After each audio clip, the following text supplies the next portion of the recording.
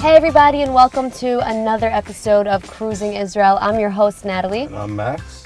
Max, I'd figured we'd open the week with one of my favorite areas in Tel Aviv. Oh? We have to go pay a visit to Neve Tzedek. I don't get to go there too often because, we're always busy with the show. But it's just such a trendy area, lots of tourists, lots of things going on there. Yeah, but it's also a very historically significant area as well. You're right. So I figured we'd call a tour guide, a professional local guide, and she'd show us around and we'll hear the stories of Tel Aviv and how the city really evolved over the years. Wow, that actually sounds pretty interesting. Right? So let's go do it. I don't know.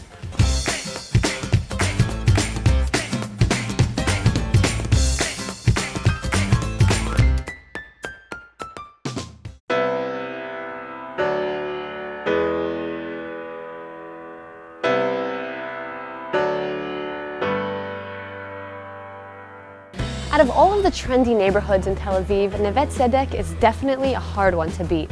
Its booming real estate, charming restaurants, and international designer stores make it the perfect place to just stroll around. Oh, and it's the oldest neighborhood in Tel Aviv.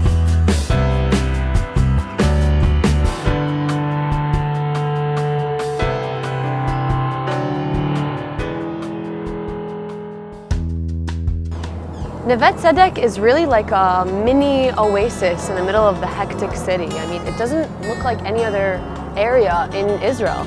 As beautiful as it is today, this small district in between Jaffa and the bustling Tel Aviv hasn't always been this popular. And today we met up with local tour guide Shifra to teach us all about it. We have to understand that this neighborhood was actually the first Jewish neighborhood that was established outside of Jaffa. Jaffa was a city that was surrounded by walls, so it was very limited in terms of expanding. As the port city became more and more busy and overcrowded, living conditions were increasingly difficult. This prompted the establishment of a completely new city outside the Jaffa walls. We are talking about a group of 60 Jewish people that established their life here in 1887 for the first time. That's it? It started out with only 60 people? Basically not people. We're talking about 48 families to be in specific. While most new Jewish communities focus on building a synagogue first, here the developers opted to instead start with a teaching academy where the Suzanne Dalal Center stands today. They were focusing on the future. They were focusing on the new generation. They were focusing on education, and they brought teachers that were coming from all over Europe to teach the girls over here. It's crazy to think that such a flourishing city started with just 48 families. It is. Right? Yeah. Well, basically, when we speak about this neighborhood, it was a neighborhood that was still connected to Jaffa. Tel Aviv was not yet established. Wasn't even in the plan yet. Exactly. And while today his name is mostly synonymous with the main street, Aaron Shalush was once a major figure in Jaffa's Jewish community. In the early 19th century, he was the first to buy land outside of the city's walls. So here you can see it's a very big home that he owns. This was his own private house? This was his own private house. Today, the Shalush home is undergoing restoration and will be ready in just a few months. We have to remember that in those times, in the end of the 19th century, all of the other houses in Neve Tzedek are built as one-floor structures. Wow, this is nice. Yeah. There's a lot of artwork going on here too. Lots of designers and trendy shops that are coming to Neve Tzedek because it is such a beautiful place that has such a unique atmosphere. Love it. You can walk around here for hours.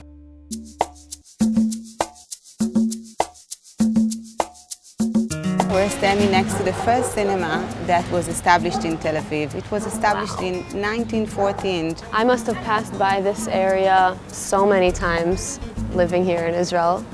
And you never know what it used to be, what the structure used to be. You never know the history, the story behind it. It's just crazy. Yeah, and it just tells you about, the whole character of Tel Aviv. 5 years after the establishment of the city, they already focusing on bringing culture into the city of Tel Aviv. After the establishment of Neve Tzedek and a lot of families started moving here and it started becoming a more and more popular destination, what kind of people did it attract? kind of people started moving here? So being such a silent and peaceful area brought all kinds of writers and poets and artists to find their homes here in this neighborhood. You will find all kinds of Israeli important cultural figures that would set their homes in Neve Tzedek. It's a lot of open-minded, creative kind of people moved here. Yeah, you can say that, and it is still happening today. You know, I always love to hear the story of Tel Aviv and the history, because there's really so much to learn and so much has happened here over the years, and it really opened up to be one of the most known city in Israel. So thank you so much for showing us around. We really enjoyed our time here. Thank you very much.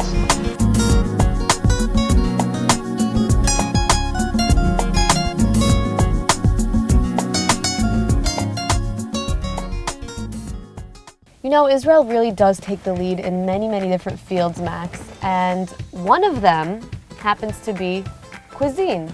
Yeah, that's true. And Right? I think I know where this is going. You know, we've eaten at some amazing restaurants. We've interviewed some Many famous chefs. That's true. Well, where we're going to now is actually going to be a little bit different. Oh, We're actually going to Abu Ghosh, and there's a really cool event there surrounding food and color-coded dishes. wow. Color-coded dishes, But what yes. is that? Each dish is a different color, Okay. and each one represents a different mood, a different theme. I don't really know. Interesting. We're gonna have to go speak to the chef and Yeah. find out all about it. Well, I'm curious to see how they pulled this off. Me too. Let's go. Let's do it.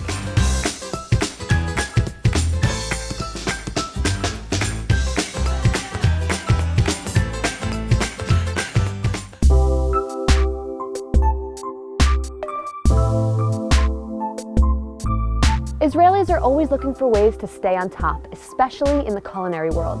Today we're going to attend an event where we'll enjoy some innovative dishes inspired by the chef's passion for combining both food and art. Ever sat at a restaurant with no menu and without any idea of what you're going to be served? Well, that's exactly how it is here for the customers at the Meal and Colors event in Abu Ghosh. People are coming here more prepared to experience something different. Customers are expected to forget the norms of the traditional restaurant experience and enjoy a night full of delectable culinary surprises. When you go to the restaurant, you can read the menu and pick your own food. Here, nobody explains you what you're going to eat. And you experience it by seeing it, by smelling it. The event consists of 7 extremely well thought out dishes, each planned to a T and cooked to perfection. In this color menu, we play with different fields of perception, with perception of colors, of vision, of flavors, of tastes. All of this to give the customer a different experience. Each dish is served in a uniform color, each representing its own theme and with its own story to tell. So now I'm plating the appetizer, which will be the only dish in this whole dinner that carries many, many different colors and many different places on the spectrum. We start by this so we can play a bit with their mind. And I really love this Japanese aesthetics. So this is the orange dish. For every dish, I had a special music list prepared. So this is Ladino, actually. It's Jewish music from Spain. Okay. This dish is about the warmth, about the sense of family. Wow, so original. Amazing. So smooth and creamy. Gives you that warm feeling that he was talking about. The favorite dish today was the sweet bread, which looked very nice and was very tasty. I couldn't guess what it was, Neither could but I. I loved it. In the green dish, you'll find lots of fresh and flavorful herbs that Nadav foraged himself. You want to try? We'll take from a big one. It's very strong. This is very bitter. It is bitter. Spicy. But Who knew the these thing is- herbs have such a strong flavor? The unique dish, which consists of nuts, berries, eggplants, and many herbs, was intended to give diners the sense that they're exploring the color and flavors of a natural forest.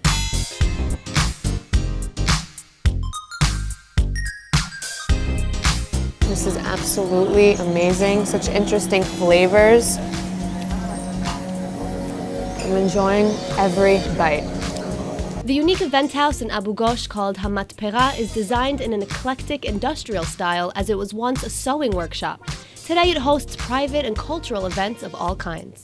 Art and food have all over the years a complicated relationship, and we're trying to bring food for a higher level as art.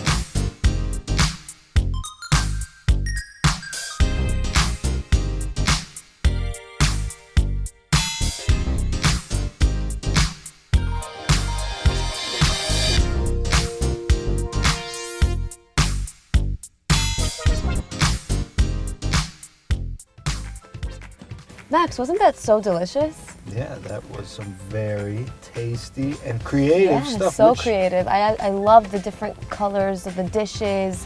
I liked the green dish. That was good. The orange dish was good. The soup, all of it was really delicious. My favorite was the bite at the beginning. The colorful appetizer was the fish, Yes. delicious. Okay. So, you know, I've been looking at the comments. Most people have been so nice and giving us nothing but compliments, but I have read that people are wanting to see a little bit more of the biblical, historical kind of stuff that Israel has to Okay, I offer. could see why. Israel has a lot of sites like that. Israel is really rich in history. Yeah, and you know, we've done some of it, but we really haven't even scratched the surface yet of what there is. So do you have any ideas, Max? Yes, there are some places to go? remains of the ancient biblical era home of King Herod. This is going way back. The Herodian. Yes, the Herodian Dating part. back 2,000 years ago. That is Yes. a long time ago. We have to check that out. Let's do it. Let's go.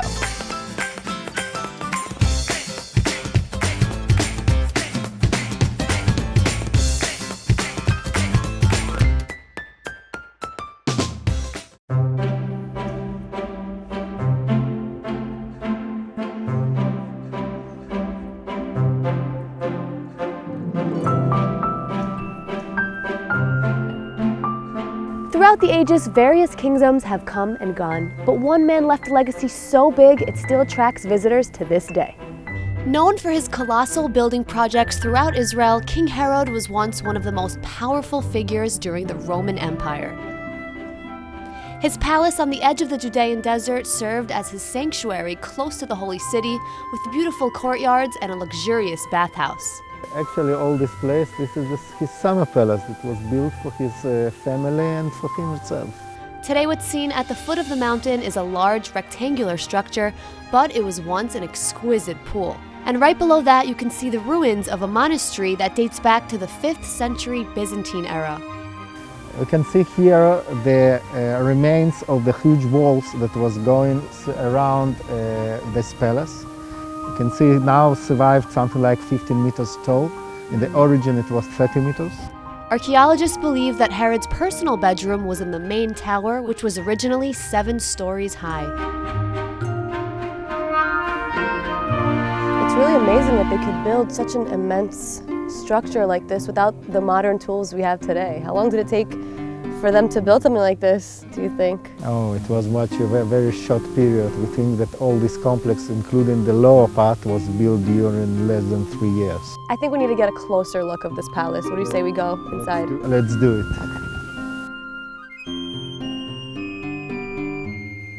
Since Herod's palace was on top of a hill, it could be seen from miles and miles away, right? Yes.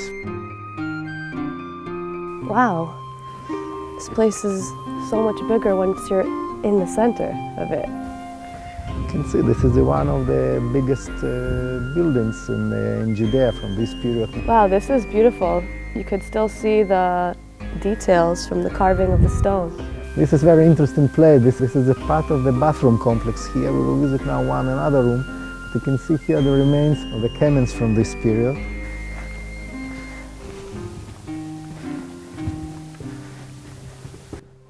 The ceiling of the 2,000-year-old bathhouse is the oldest stone dome in all of Israel. And you can see the remains of the frescoes on the wall. What's a frescoes? Frescoes, this is a picture that in this period there was covered all the walls on this inside the palace. Wow, that's amazing.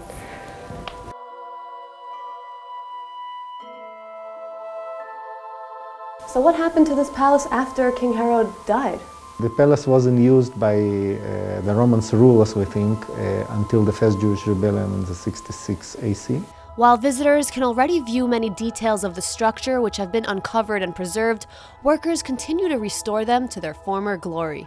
Basically, we're doing a conservation for the whole building, for the whole site, trying to avoid reconstruction. So for anyone wanting to stand right where an ancient king once stood, Herodian Park is the ideal destination. You know, Natalie, that was really a great day to go to Herodian Park because it was such nice great and sunny weather. outside. You know, most of the time in Israel, we do have really great weather. We're really fortunate in that regard. But there's also probably some things people can do when they're visiting if there's not good weather. I mean, we haven't had such great weather these past few days. It's a little bit gray outside, but no worries. I know a bunch of great activities that we could do indoors, a lot of cool workshops in Israel. Oh, you got one in mind? And I have one more. It's called Soap Cake Factory. It's 20 minutes away from Tel Aviv in the city of Kfar Saba. We can make soaps that look so good that you'll want to eat them. Well, that sounds interesting. Let's go film it. All right, let's go.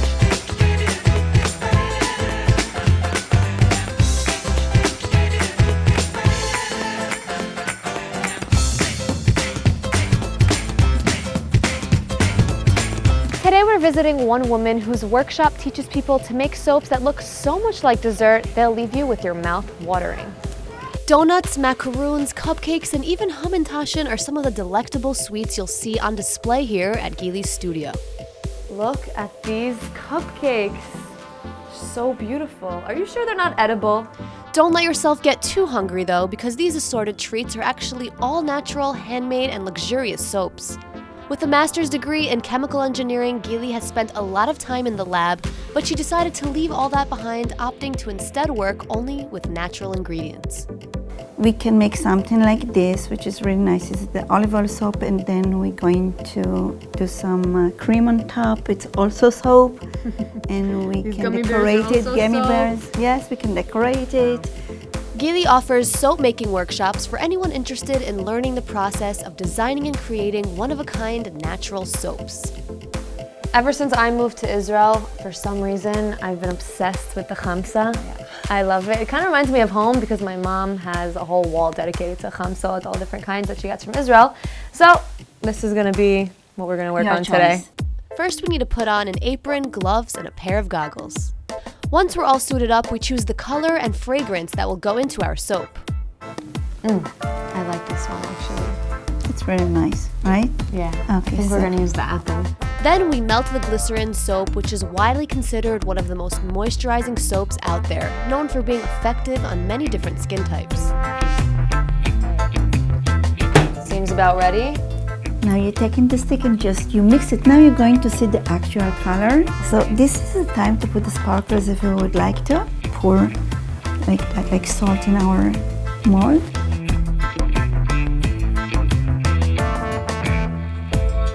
So I'm gonna make two soaps. One of them will be purple, the other one will be for Max. So what color does Max like? He likes red. Yeah? The first layer of soap just needs a few minutes to dry before the second layer can be poured over. 10 minutes later, it was time to pop it out of the mold and have a look at our creation. Oh. Yours is the nicest, I love it. Wow, with the sparklers on the bottom. Amazing. It's really nice. Fabulous. As much fun as that was, we wanted to try something a little bit more complex, with more ingredients. Now, it really feels like I'm working in the lab. Does it bring back memories of you being Sure. We have here the olive oil, and we have here melted coconut oil. Yes. In the microwave, the palm oil soon is going to be ready. So there are 3 ingredients that we usually use to make our soap. So far, these ingredients are not unlike those you would use to bake a cake. In order to change that, we need one more very crucial ingredient, the sodium hydroxide. I already dissolved this chemical in water. Once we blend it with all the ingredients, the other oils, it creates soap. Unlike other soap companies, Gili uses pure, natural oils rich in moisture, while others use duplicates concocted with chemicals in a lab. What we do, Natalie, you can add the Olive oils. oil. And just like in baking, everything needs to be very precise, right? Right. The fragrance that we're going to use today is black raspberry vanilla. Wow. So we need 120. We need lots of smell in that. I'm going to use actually it's berry powder. The color is like bluish. This is going to match our fragrance. So I'm going to melt it a little bit with sweet almond oil. Now we have to blend these two ingredients together.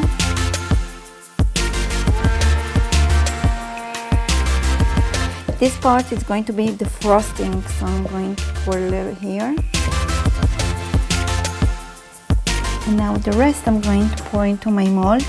On top of the white layer, I'm going to pour the blue one. It's going to go deep inside the soap and make nice pattern in it. A bar of soap this size takes 24 hours until it's ready. So while soap is something we all use daily, Gili's workshop here in Kfar Saba is a fun time for anyone who's into trying out a new craft.